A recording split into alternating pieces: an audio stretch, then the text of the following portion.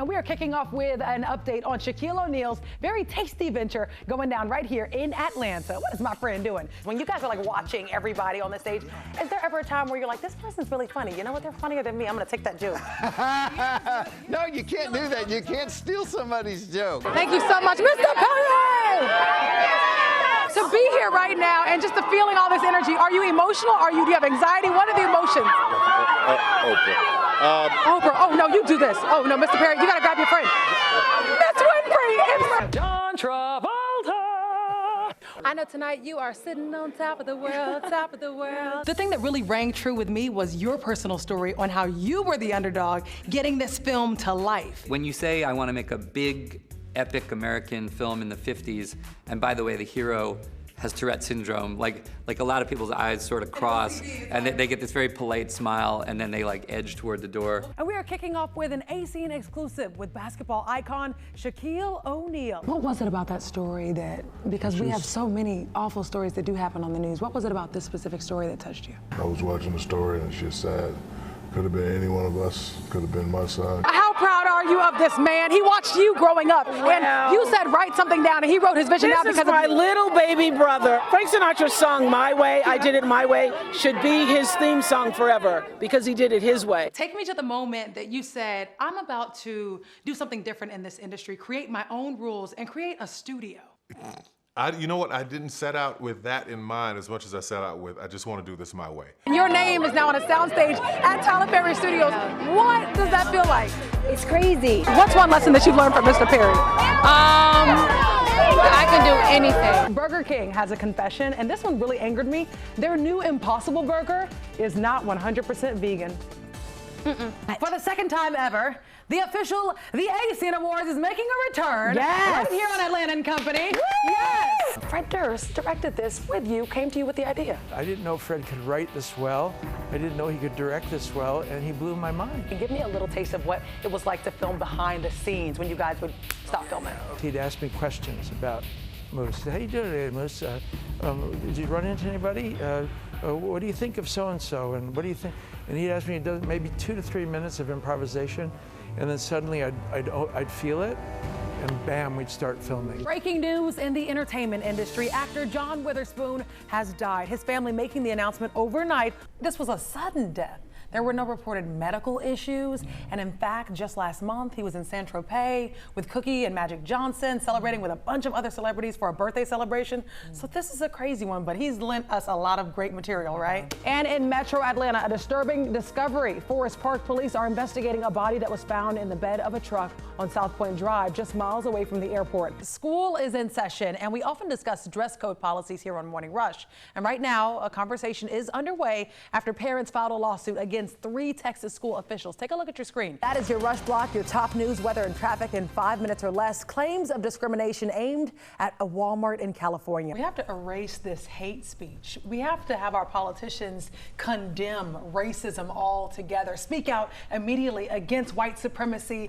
Speak out immediately against anything that bashes another culture, another race, because when that's not done, it says it's okay to do exactly what just happened twice over the weekend. Yeah. I have set myself back because I did not date.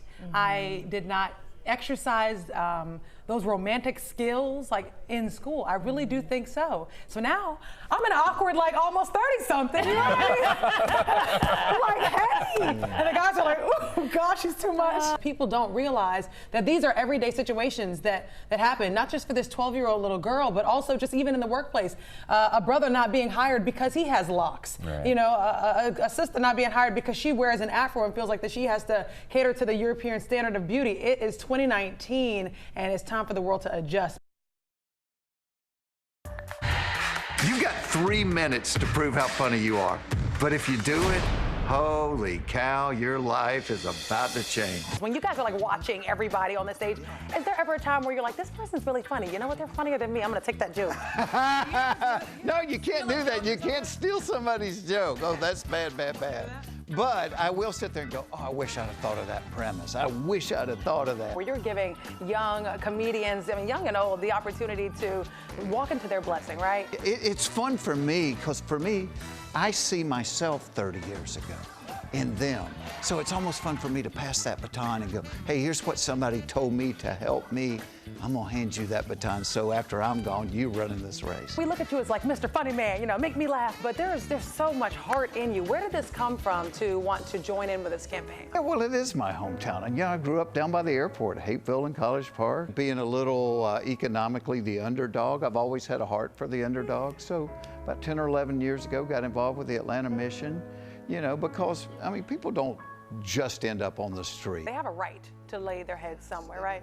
It's amazing to me, there's 4,000 women and children on the streets of Atlanta experiencing homelessness. Think about that, 4,000. And they're not all young. I mean, some of these women are 75 years old. They're somebody's grandmother. And each night in Atlanta, there's about 900 beds available, and Atlanta Mission is about a third of those.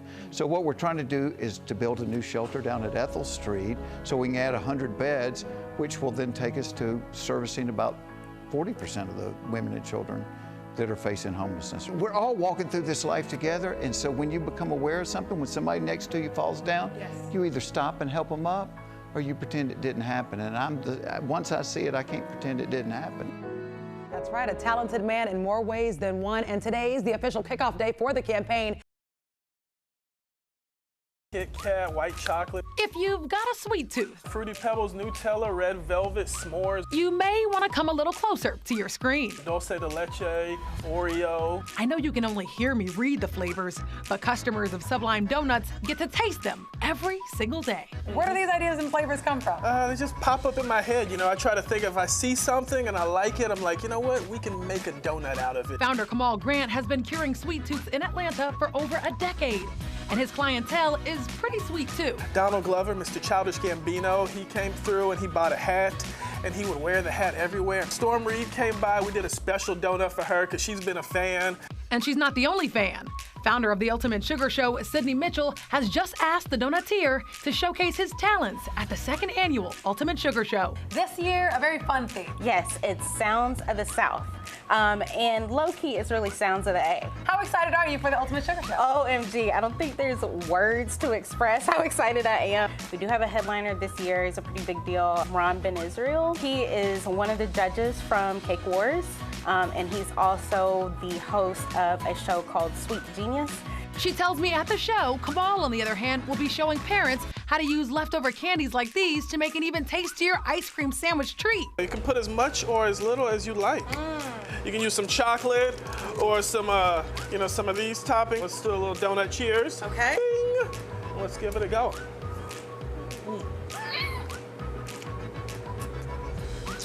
Oh, great. I know, it was tart. It was very tart. It was sherbet ice cream, and I have a sensitive tooth. Anyway, the point is that you can find all the ticket information at theultimatesugarshow.com. They'll have appearances by Food Network and Cake Wars stars, and it all begins November 7th and goes through November 10th.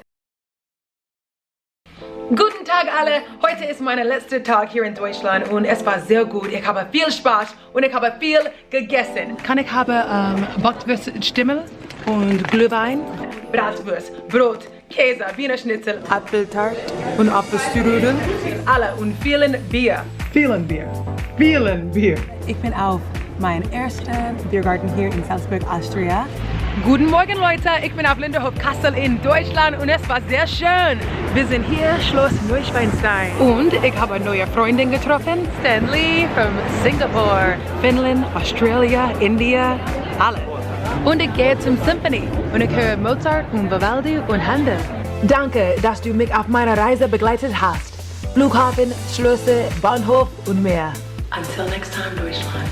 Danke und auf Wiedersehen. Tschüss, ciao.